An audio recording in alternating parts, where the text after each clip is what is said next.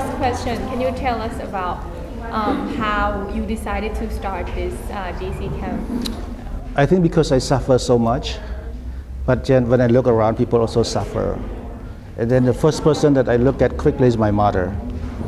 And she, you know, I do not understand until I become a father myself.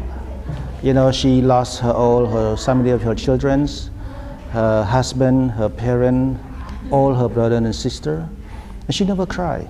And my mother is a peasant girl. She could not read and write, but she looked after us, she take care of us, she protect us.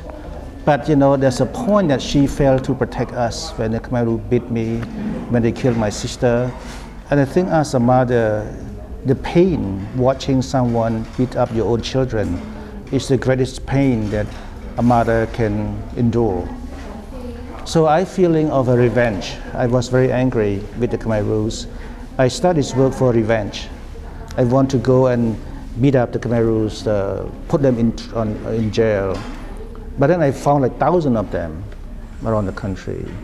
And then when I returned to the village where I was put in prison, and I found the village chief who suffered me. I found the prison guard who tortured me. So I talked to them. But they don't remember me. Because I thought that all the perpetrators remember the face of the victim. But in fact, the other way around. So then the story they was telling us, it was so human story. They also lost their children. They also were sufferer. They also, you know, the other sides of them. When they destroy my mother's family, they keep their own. When they starve us, they have food to eat.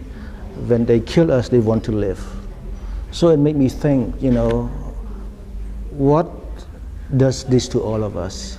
So I began to change, look into reconciliation, look into the futures. And the revenge gradually fading away. And for my mother's wounds, it can never be healed as a mother, and for a lifetime. So I do all these things, perhaps in search of healing for myself. Because I meet so many victims and survivors and mothers that suffer. And through research, it helped healing. Because I'm lucky, I can fly to Bangkok, I can travel, I go to better school, my mother have good housing. But many other survivors, they're still living in poverty, they're facing new challenges, they lost their lands, they don't have food to eat. So research also helped me healing in a way. And so I want every single Cambodian heal the way they should and live in a better life as they should after the genocide. So that's sort of my inspiration. To be honest, I come to this work not because to reconcile, but I want revenge in the first place. Because I was very, very angry with the Khmer Rouge. I was only 14 when they arrested me and put me in jail for picking up mushroom to feed my pregnant sisters. And they killed my sisters, my aunt, my uncle, my grandparents, everybody's. So, but then I have to accept the reality. You cannot change that. You have to move on. I don't want to live as a victim for the rest of my life. So if you see me in Bangkok, you don't think I'm a survivor. I'm just like all of you. I want to move on, to compete for success, to go to school, but then help others if I can. So that's sort of my inspiration. By doing this for others, it's helping myself. So you're not angry anymore? I never forgive them, I never apologize. So it's blank. When I meet the perpetrator, the killer who suffered me and my sister, they don't remember me, so they don't apologize.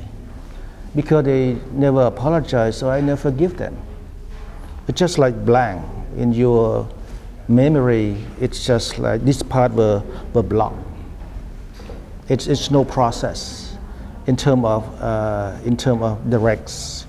Perhaps maybe because we're Asian, because we could be Buddhist, we believe in karma, you know, Venkam, we believe things like that. Perhaps that's how we deal with. But in terms of directs, in the Western way, in the Christian way, like forgive and apology, never happened. Because he didn't remember me, so why should he apologize for who? And since he never remembered me and never apologized, why should I forgive him? So it becoming like perhaps this is also a process of reconcile by being apart. So he no longer part of my life. I'm no longer angry, but I never forgive. Never had a chance to forgive because the perpetrator do not remember me. So how to make the society become reconciling towards each other, and how to make the society move on then? You have to depend on the young generation. For us as a victim, direct victim, it's just a broken glass. You try to pick all these small pieces together, it's never the same. You have to rely on the young generation, proper education. They are the best healing reconciliation medicine at home. So when the kid began to learn to understand, you have to accept that genocide is part of us. It's our history. You cannot denying it. So having children learning this, create a process, talking to parent, until your parent, part of the school assignment. You create a society that allow people to take in charge their own history. So they will decide what to do, because reconciliation is personal. You cannot tell my mother to forgive or tell the perpetrator to apologize. It's just so personal. How can you tell a mother to forgive someone who killed her own daughter? Even today, if somebody kill your kid, how could somebody else tell you to forgive him or her? It's a personal thing. It's a life, human life. And therefore, Cambodia, I hope that with the growing of young population, with proper education, not to be embarrassed by our own history, but to embrace, to learn, and to share, then perhaps can help us to grow. Like for me, I use the Khmer Rouge to better myself. I'm not crying with it. I'm not living as a victim. So I use it to better myself. And that's what I want Cambodia to do, not to be embarrassed by this history. Get out being a victim, to be educators, to be a doctor, to be a lawyers. And so that the Khmer Rouge can no longer be with us, to free yourself through education. So I think that Cambodia is moving to that direction. It's fragile, it's sensitive, but you got to face it, and now we are facing it. With the tribunal, the whole world forced Cambodian to face this publicly. It's a global pressure on Cambodia to look at this history. So it creates culture of debate, create ownership of the history, creates a better political environment, create better education. But facing it is extremely difficult. People are divided.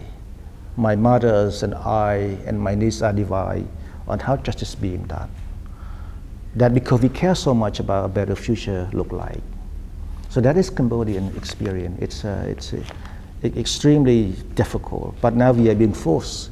And I think that's only a solution, because we've been hiding this for so many years and it's not working.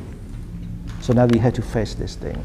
I think that human rights, we all are humans. Even those a few small group were killed or abused, it come back to you, because memory are very powerful.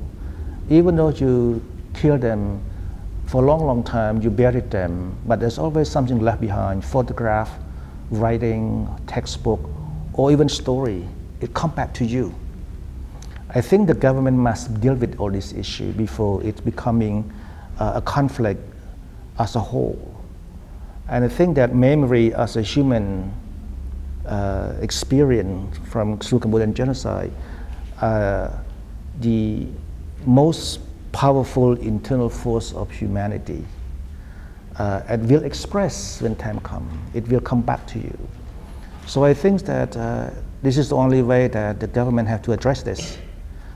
Even those thousands, hundreds that have been abused and killed, you have got to address this. Like in case of Cambodia, people saw that never happened after 34 years, but they come back. So if, like, Thailand, if to compare with Cambodia, of course, is very much smaller in scales, but what do you think that Thailand can learn from Cambodia, especially from the political violence that just happened? I mean, it would be wrong to compare suffering, because every mother suffered the same way when lost a child.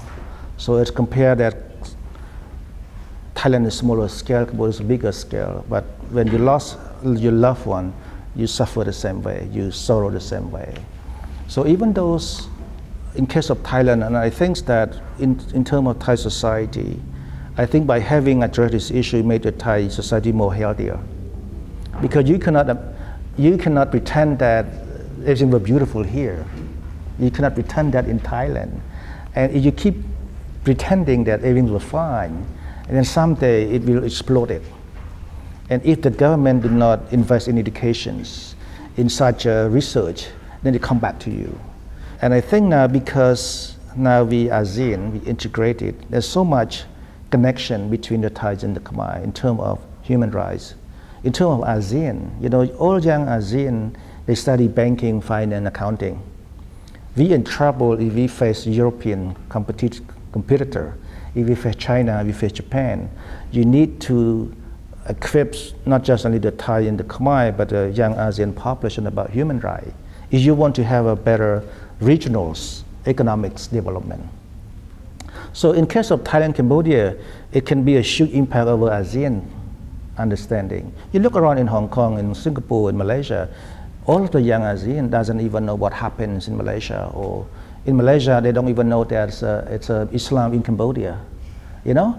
So that is a very, in terms of regional understanding, in terms of Thailand or Cambodia no longer can be isolated, but have to survive through regional economic. You got to do this, and Thailand and Cambodia can be a huge impact. Even though the issue of the two may not be represent the whole as a whole, but can do so much to make not just only Thailand more healthy society, but I'm sure that tourists would love to visit this place, but they don't know. You know, they don't know this place, they know Sukhumvit, they know Silom, they know Siam Paragon, but I'm sure that this has been addressed. It would be interesting to see between the evil and the angel of Bangkok. And that gives the tourists more understanding of the Thai society. So I think that the Thai can link it because the genocide have also destroyed the Thai citizen in Cambodia. It showed that genocide is a crime against humanity. It doesn't mean you Thai, you Vietnamese, you Khmer, you Lao. They kill everybody. And genocide, it doesn't, you don't have to take 2 million to call it genocide. Even a small group also can be genocide. And that can lead. And there's a patterns, there's a stage that can lead to genocide. So Thailand is a good situation compared to Cambodia to prevent, because you never know that small scale of violence or abuse can lead to genocide. You never know. And you should not underestimate human instinct and resilience or rebellion. When they were suppressed, they were exploited. So I think in terms of the current political conflict, there's so much that the regional experience can be benefit to Thailand. You know, you can learn from Cambodia, from Burma, you know, Laos. So I think that, like it or not now, the ASEAN politics force us to understand each other. So I'm glad it's taking the lead. I think the government should appreciate this because it makes Thailand look better. You know, when you go to Suvarnabhumi Airport, you have like the memorial of October 14 as a place to visit, you know, to learn, to take exhibition, you know, to dialogue. That would be great. I come to this place many times, but not many people know this place. Because why? Because never addressed at the national level. And that is a danger. If the Thai government fails to address this, it can create a danger. Society like Cambodia, we thought, oh, that's okay, just a few Vietnamese, just a few killing of the Vietnamese, then it's okay, but it's getting bigger and bigger and bigger, and then it's too late to stop. And so much of us tend to focus on nationalism. When you become so narrow, it leads to violence, and that's a danger. And so much about nationalization, then it can lead to conflicts as well, and that sometimes, you know, because of social media, because of all these things, it can inflict it immediately. So this work actually contribute to preventing and making the Thai societies better, and by connecting to Cambodia, who share similar culture, languages, food, and everything else, people to people suffer. Despite the government in conflict, but you bring people together. We suffer the same genocide, the same crime against humanity. It's really a strong message to both governments who are now in conflicts.